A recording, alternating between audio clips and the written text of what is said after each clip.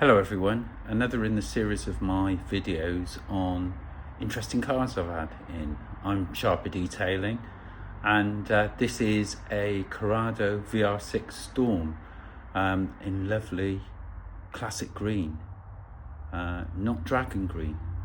Golfs of that time were dragon green, and this one is beautiful the way it's come up. It's got the BBS, I think they're called Solitude alloys. It's got a cream leather interior, very much in keeping with the period.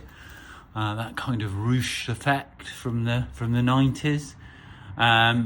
This car's got a bit of wear, but the owner wants to keep it as a used vehicle. He doesn't want anything that is pristine and concours. So, the seats aren't split, but they show a bit of use. I've steam cleaned in here. I've even steam cleaned the carpets. Even the roof lining up there, there were some marks. Back seats and the parcel shelf. There were quite a few nasty oily marks on the parcel shelf, and the steam managed to get that out. So this is a Storm. The Storms were in green or blue. I think the blue had black interiors. Bit of controversy at the time because VW dealers were ordering cars in Storm spec and then adding the badges themselves afterwards, because these cars weren't numbered.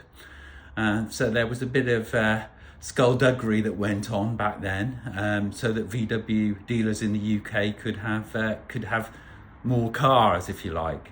As far as we know, this is a genuine Storm. To be honest, I don't think it makes a lot of difference. They're exactly the same. It's just the VW dealers added the Storm badge to the ones that they ordered in the same spec. They've got the classic bee sting aerial on the back. They've got the spoiler that comes up. I don't know whether that comes up at 50, 60 or 70 miles an hour, something like that. You can see that it lifts up from the rear hatch. Something quite interesting to show you on that. But this car looks really nice now.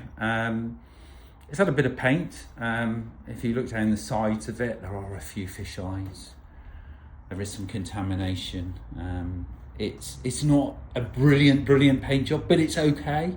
It's keeping the corrosion at bay. Unfortunately, these cars do tend to suffer with corrosion in the seals and the wings. For whatever reason, these cars, because they weren't made by Volkswagen themselves, but made by Carmen, the same people that made the Scirocco just previous to the Corrado and the Golf convertibles. Carmen made them on behalf of Volkswagen, and they're just not quite finished to the same degree in terms of their underbody protection and the wax that's in the seams and so on. So they're not quite as well weatherproofed, but they're still really lovely cars. And I think most people would agree that the 2.9 VR6 Corrado is a much better car than the VR6 Golf from the same time. That always seemed to be a bit nose heavy and not the best car in the world. But these, for whatever reason, these are really well balanced cars. So yeah, the paint's come up nice. The wheels are quite interesting. When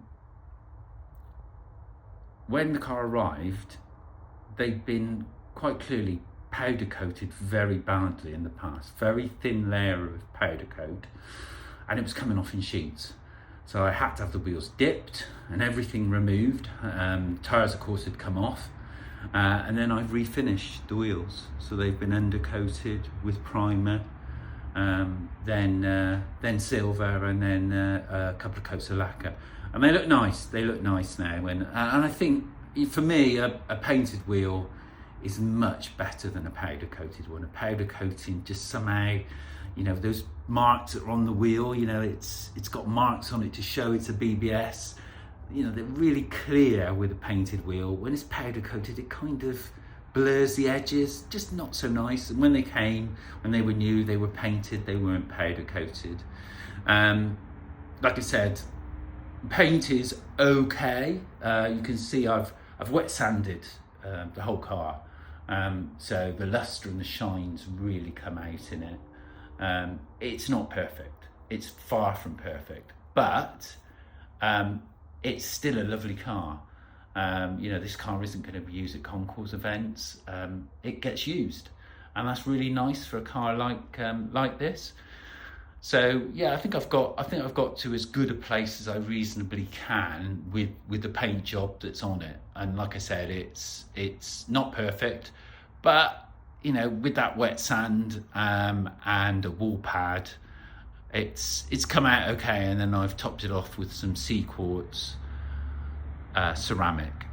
I've also undersealed the car, so it's been we've used built amber underneath the car to underseal it. So that all looks good. The car's pretty decent underneath, actually. I think somebody had undercoated it before. But the really interesting thing was that when I raised this spoiler, and I'll try and go in quite closely, and I'll put some pictures up to show this. That area there, and I'll put my finger now, you'll be able to see that area there across the back of the car running into here. That was all rust. It really surprised me when I picked the spoiler up. There's a button just to the right of the steering wheel, just a bit lower down. That whole area was rust. So I ground it back, and unfortunately it actually holed. So this area, you wouldn't know it now, but this area here, there's a hole in there. I've fiberglassed it, I've epoxy primed it, base coated it and lacquered it. So I've done the best I can. It's a pretty decent repair, but unfortunately it's rust that's probably coming from the inside out. I have wax oiled inside now. I just get the feeling that will come back at some point in the future, and that's going to be hard to resolve. You probably would have to weld a section in, I guess, to remove all the traces of the rust. But it's a decent repair, and I know the owner will be pleased, because at least it will keep it back for a few years. But I'll just give you a little view of this side of the car. So you can see the car's straight, panel gap's decent. It looks lovely, and the clear glass is nice. You know, I don't like to see smoke glass in these cars. The clear glass is really, really nice. Something I discovered, just a little warning to people.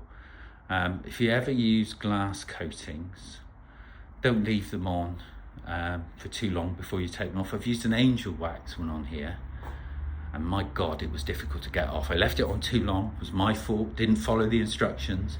And I was very reliant on a new product from Built Amber. It's called Review, this one. This helped me get the glue off, and it wasn't easy then. It really wasn't easy. The glass was a mess. So I glue on it. There's probably still some on there now. It's not so bad. But you know, that clear glass, I don't know, makes the car look really, doesn't actually look that old. I think these cars have aged really, really well. And they drive, I've driven this car, they drive beautifully, and you'll do 30 plus to the gallon on these engines. Are quite, you know, as long as you don't thrash them, they're quite economical. But yeah, a really nice car, and I thought you'd quite like to see the work I've done on it.